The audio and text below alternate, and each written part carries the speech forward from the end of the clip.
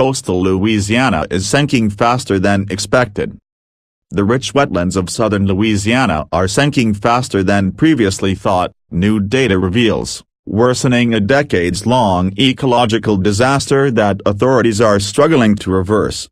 What previous studies have called the worst case is the case that right now is the average, said Jap Neen, who is a geologist at Tulane University in New Orleans. Neen, who and his colleagues at Tulane have found the coast is subsiding on average about 9 millimeters, 1/3 inch, a year. Some areas, such as those near the mouth of the Mississippi and the Atchafalaya River Delta to the west, are settling closer to 12 millimeters a year. Periodic flooding of the Mississippi River used to dump fresh soil into those marshes, bolstering the wetlands. But the levees that now prevent those floods keep that soil straitjacketed in the river.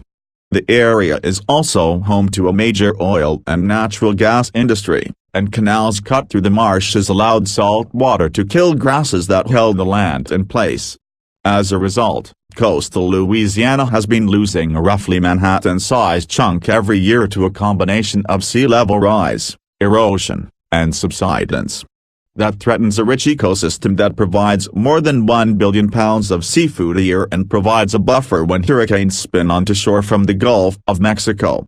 Related, coastal cities at risk as rising seas trigger dropping seafloor and dying coral. For years, scientists had little more than educated guesses about how much the land was sinking.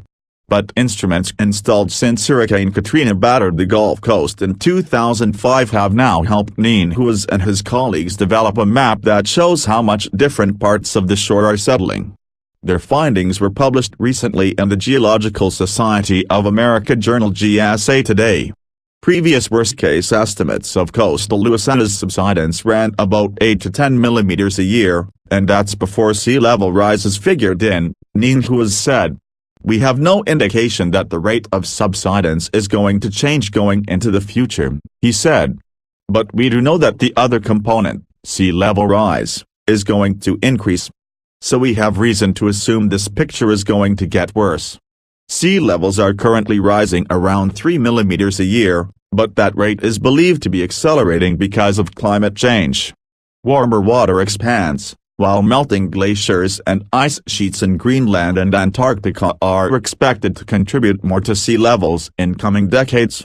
Related, marine reserves renew hope in the fight against climate change. Louisiana has developed a $50 billion master plan to restore the coast, including plans to divert silt-rich Mississippi fresh water into the marshes, as well as shore up barrier islands and oyster reefs.